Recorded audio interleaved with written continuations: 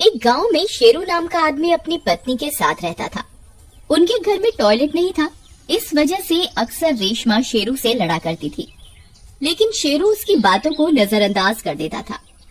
पर एक दिन उन दोनों के बीच में तू मैं कुछ ज्यादा ही बढ़ जाती है और शेरू डंडे से रेशमा के सिर पर वार कर देता है और रेशमा वही दम तोड़ देती है। अरे ये क्या हो गया?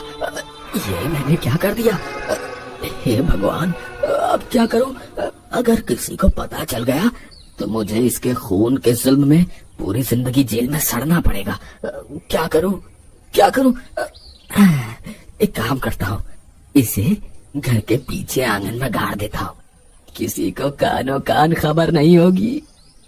फिर इतना सोचकर शेरू रेशमा की लाश को घर के पीछे गाड़ देता है।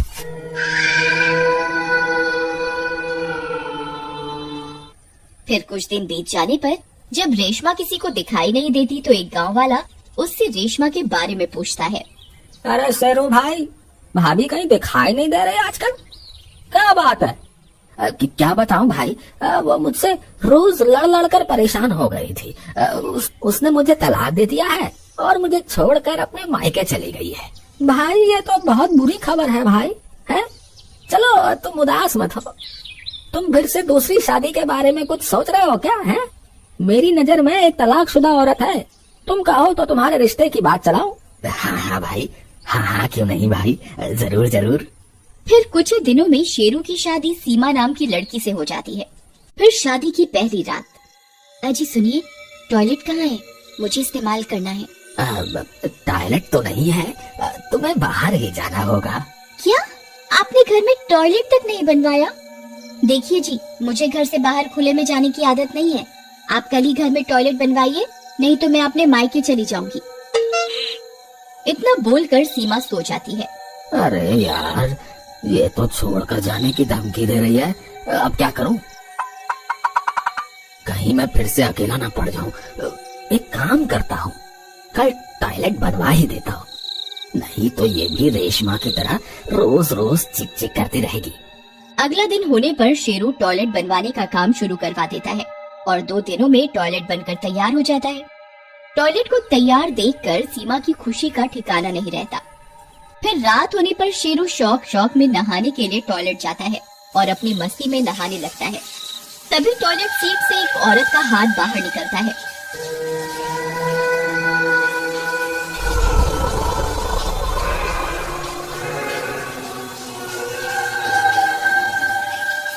शेरू इस बात से अनजान होता है और वह हाथ शेरू की ओर बढ़ता है।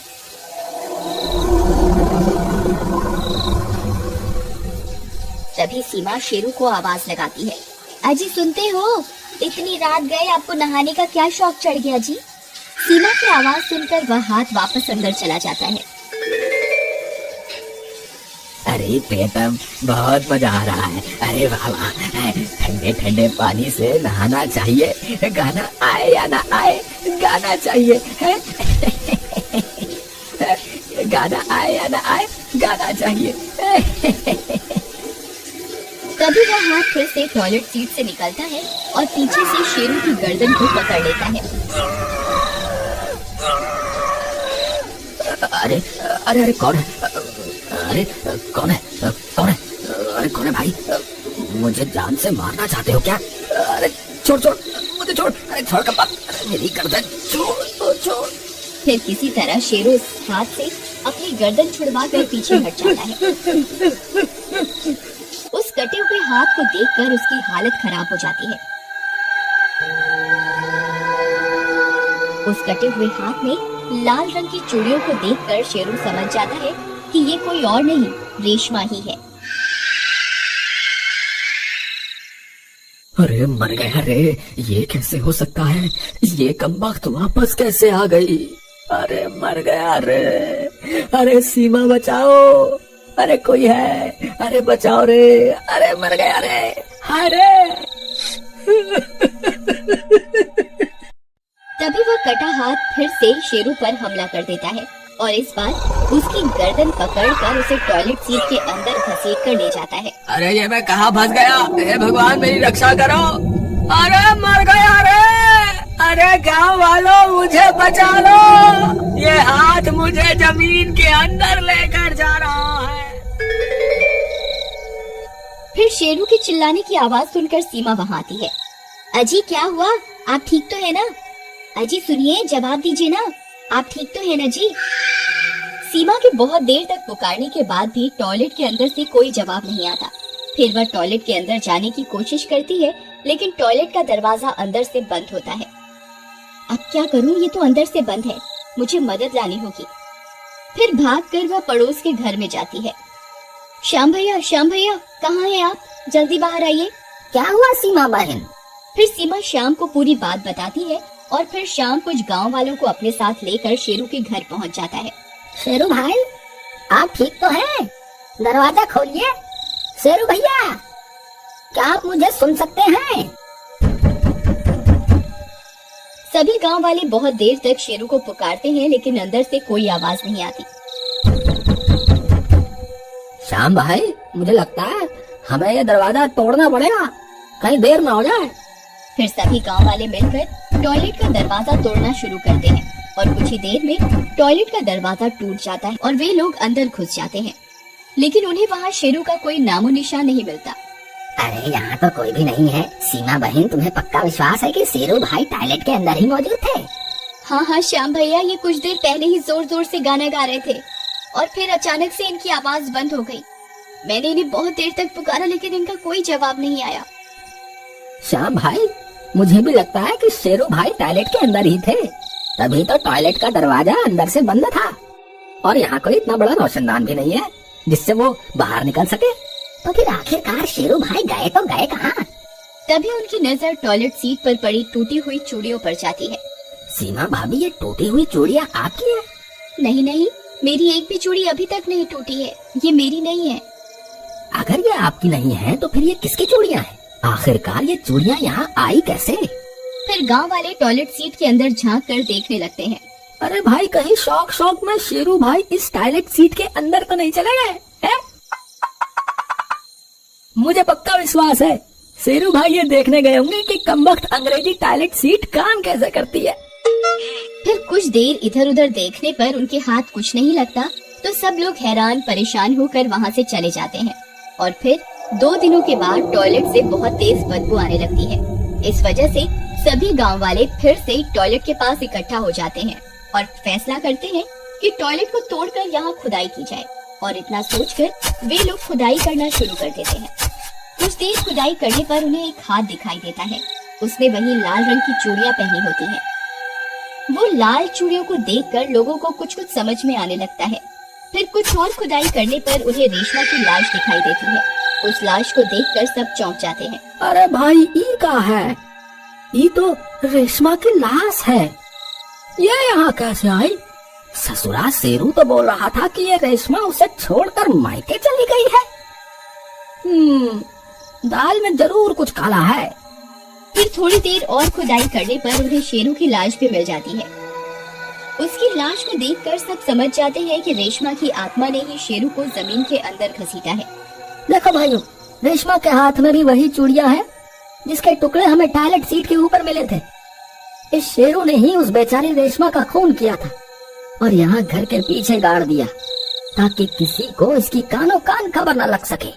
और इस तरह रेशमा का बदला पूरा हो जाता है और उसकी आत्मा को शांति मिल जाती है। में राजेश और रीमा सो रहे होते हैं। तभी उन्हें घर की छत पर किसी के चलने की आवाज आती है। उस आवाज से रीमा की नींद खुल जाती है। वो बहुत डर जाती है। इतनी रात गए, ये छत पर कौन है? कहीं कोई चोर तो नहीं आ गया? अजी उठिए, देखिए ना, छत पर कोई है। सुनिए, किसके चलने की आवाजें आ रही हैं। हाँ रीमा, तुम सही कहती हो, आवाज तो आ रही है। तुमने बाहर का दरवाजा बंद तो किया था ना? जी मुझे ध्यान नहीं है, हो सकता है मैं सोते वक्त दरवाजा बंद करना भूल गई हूँ। तुम डरो नहीं, मैं अभी देख कर आता हूँ। फिर राजेश दबे पांव बाहर मेन गेट को देखने के लिए जाता है। अरे मेन गेट तो बंद है, तो फिर छत पर कौन है? अरे अरे मर गए रे! फिर वो डर जाता है और डर के मारे वापस घर के अंदर घुस जाता है। अजी क्या हुआ? आप इतने घबराए हुए क्यों हो? अरे रीमा, मेन गेट तो बंद है, तो फिर कोई छत पर कैसे चढ़ सकता है? मुझे लगता है ये कोई चोर नहीं है, ये वही है जिसके बारे में गांव में अफवाह फैली हुई है। अजी आपका दिमाग खराब तो नहीं हो गया? चुप चुप बोलिए। नहीं रीमा, मैं सही कह रहा हूँ। गांव में अफवाह फैली हुई है कि एक आत्मा है जो घर की छत पर आती है और तीसरे दिन घर में रहने वालों का सर काट कर अपने साथ ले जाती है। अरे मर गए रे, तो क्या हमारी छत पर वो मनहूस आत्मा घूम रही है? हे भगवान, अब हम क्या करें? रीमा, जल्दी जाओ, सारी लाइट बंद कर दो, कहीं उसे पता न चल जाए कि घर में कोई है।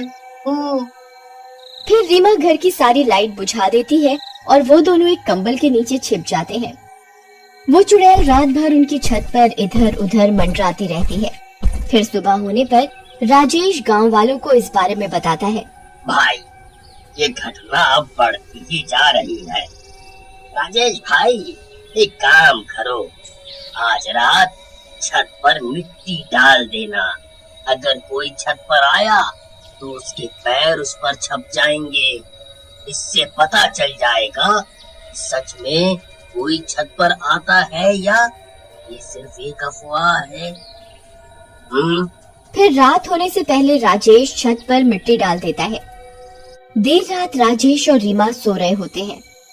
तभी उन्हें किसी की गुर्राने की आवाज आती है। डर के मारे उनकी नींद खुल जाती है।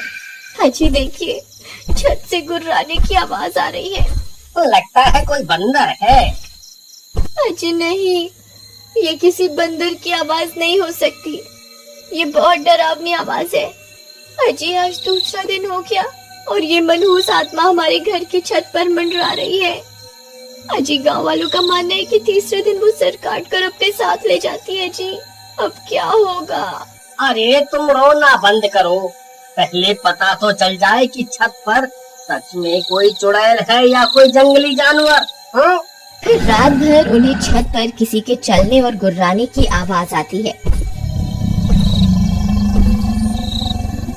सुबह होने पर राजेश और रीमा घर की छत पर जाते हैं तो उनकी आंखें फटी की फटी रह जाती हैं। वहाँ मिट्टी पर बड़े बड़े कदमों के निशान होते हैं और वो उल्टे होते हैं। अरे मर गए रे, ये तो उल्टे पैरों के निशान हैं। इसका मतलब चुड़ैल की अफवाह नहीं, सच है। मुझे अभी गाँव वालों को इसके बारे में बताना होगा। फिर राजेश भागता हुआ जाता है और कुछ गांव वालों को अपने साथ लेकर आता है। वे सब गांव वाले उन उल्टे पैरों के निशान देखकर डर जाते हैं। ए भगवान, ये तो उल्टे पैरों के निशान है भाई। गांव के ऊपर सच में चुड़ैल का साया पड़ गया है। अगर ये अफवाह सच है तो इसका मतलब आज तीसरा दिन है और वो चुड़ैल तीसरे दिन उस घर में रह रहे लोगों के सिर काट कर अपने साथ ले जाती है। राजेश भाई, मेरी मानो तो तुम आज ही ये घर छोड़ दो, नहीं तो आज का दिन तुम दोनों की जिंदगी का आखिरी दिन साबित होगा। नहीं, मेरे हिसाब से ये जरूर किसी की शरारत है। मुझे लगता है कोई हमसे हमारा घर खाली करवाना चाहता है ताकि हम डर के मारे इस घर को औने पौने दामों में बेचकर चले जाएं। अजी आपका दिमाग खराब हो गया है। अगर सच में चुड़ैल हुई तो आज वो हमारे सर काट कर अपने साथ ले जाएगी। तुम घबराओ नहीं, मेरे पास एक तरकीब है। गांव वालों, आज रात को तुम मेरे घर के आसपास ही रहना। फिर रात होने पर वे दोनों सो रहे होते हैं। तभी आधी रात होने पर उनकी छत पर कोई दस्तक देता है। कदमों की आवाज से उन दोनों की नींद खुल जाती है। अजी मर गए, आज तीसरा दिन है। आज हम नहीं बचेंगे जी। आज वो हमारी गर्दन काट कर अपने साथ लेकर ही जाएगी। गांव वालों ने कहा भी था घर खाली कर दो, लेकिन आपने उनकी एक न सुनी। लो आ गई चुड़ैल, अब क्या करोगे? तभी उस चुड़ैल के कदमों की आवाज तेज हो जाती है। मुझे लगता है कोई सीढ़ियाँ उतर रहा है। ये आवाज सीढ़ियों की तरफ से आ रही है। कुछ कीजिए ना, क्या है आपकी तरकीब? अरे रुको, रोना बंद करो, आवाज मत करो। नहीं तो उसे पता चल जाएगा कि हम यहाँ हैं। फिर राजेश दूसरे कमरे में जाता है और वहाँ से 2 पुतले उठाकर लाता है और उन्हें बेड पर लिटा देता है और उनके ऊपर चादर डाल देता है और सारी लाइट बंद कर देता है। चलो रीमा, अब हमें छुपना होगा। चलो जल्दी करो। फिर वे दोनों उसी बेड के नीचे छिप जाते हैं। तभी दरवाजे पर दस्तक होती है।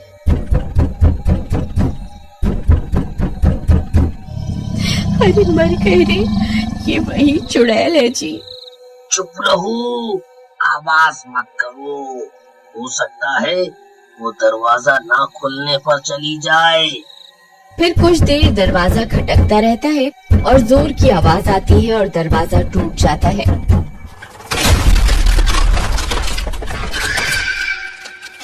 वो चुड़ैल अंदर आ जाती है। वे दोनों बेड के नीचे छिपे रहते हैं। तभी उन्हें चुड़ैल के पैर दिखाई देते हैं। वो उल्टे होते हैं। ये देखकर उन दोनों की सांस अटक जाती है। ये भगवान, अब हमारा क्या होगा?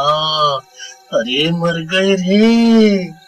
फिर वो चुड़ैल खंजर से बेड पर सो रहे लोगों पर हमला कर देती है और उन पुतलों की गर्दन काट देती है और पास में जाकर बैठ जाती है और उन्हें खाने लगती है। लेकिन जल्दी ही उसे एहसास हो जाता है कि वो किसी इंसान के सिर नहीं है, उसके साथ धोखा हुआ है। वो बहुत गुस्से में आ जाती है। धोखा, धोखा।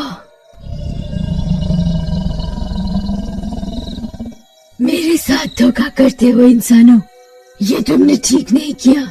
मैं तुम्हारी खुशबू सूंघ सकती हूँ। मुझे पता है तुम यहीं कहीं हो। आई मम्मी, अब हम नहीं बचेंगे। अरे मर गए रे। अब क्या करें रीमा? अच्छा, ये आपकी तरकीब थी। अब आप ही बताओ क्या करना है। अब तो एक ही तरकीब है। जल्दी बताइए क्या। भागो, जितनी जोर से भाग सकते हो भागो। इतना बोलकर राजेश वहाँ से भाग जाता है। तभी उस चुड़ैल की नजर उन पर पड़ती है। अरे नास मिटे, रुक जा, मुझे यहाँ अकेला छोड़कर कहाँ भाग रहा है। फिर रीमा भी उसके पीछे पीछे घर से निकलकर भाग जाती है और वो लोग घर का मेन दरवाजा बाहर से बंद कर देते हैं।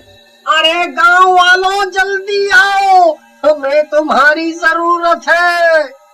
तभी सब गांव वाले भी हाथों में मशाल लेकर वहां पहुंच जाते हैं। चुड़ैल खिड़की से सब कुछ देख रही होती है। भाई, चुड़ैल घर के अंदर ही है, हमें कुछ करना होगा। अगर वो बाहर आ गई तो अनर्थ हो जाएगा। खिड़की पर चुड़ैल को देखकर सबकी आंखें फटी की फटी रह जाती हैं। तभी वो चुड़ैल खिड़की पर लगी लोहे की रॉड को तोड़ने लगती है। भाई, इस चुड़ैल को रोकने का एक ही रास्ता है। हमें इस घर को आग के हवाले करना होगा, नहीं तो ये चुड़ैल किसी भी वक्त खिड़की तोड़कर बाहर आ जाएगी। फिर सब गांव वाले मिलकर घर को आग के हवाले कर देते हैं।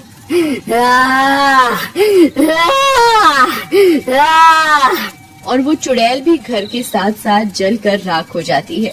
हम तो बेघर हो गए। तुम घबराओ नहीं, हम सब गांव वाले मिलकर तुम्हारा घर फिर से बनाएंगे। फिर सब गांव वाले मिलकर उनका घर फिर से बना देते।